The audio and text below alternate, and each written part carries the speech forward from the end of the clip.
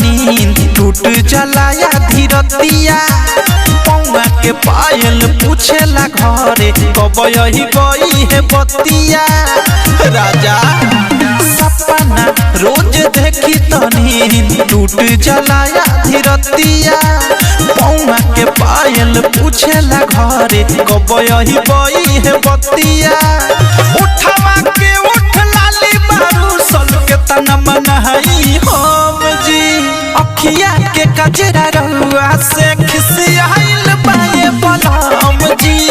अखिया के कजरा रहुआ से खिसियाइल बाए बलम जी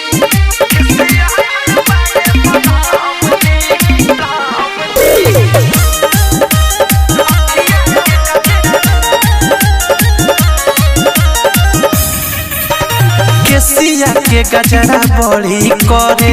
तोहरा के याद हो सेनुरा हरे तहरा रजौ कोयला के बात हो हरे परदेसी सजनवा हो लागत नई खे मनवा हो अपना मन से पुनौन कोरिले भूल गइल बानी एकदम जी अखिया के कजरा रहुआ से खिसियाइल बाए बलम जी अखिया के कजरा रहुआ से खिसियाइल बाए बलम जी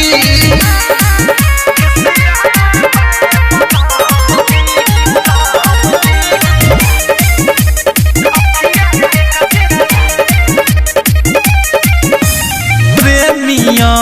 देश हम भी शेष का बताई घर चली आई हमके अतना न तोड़ पाई देवरा नरेश राजा हो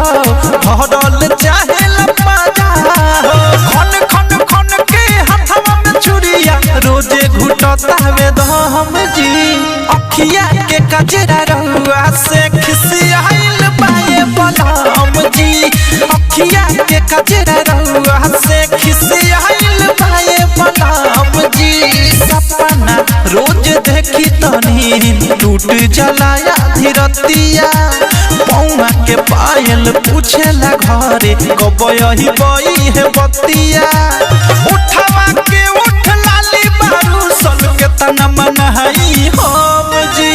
अखिया के कजरा रहुआ से खिसियाइल बाए बलम जी अखिया के कजरा रहुआ से खिसियाइल बाए बलम जी उठवा के उठ लाली बारू सल के तना मनहई हम जी अखिया के कजरा रहुआ से खिसियाइल बाए बलम जी अखिया के कजरा रहुआ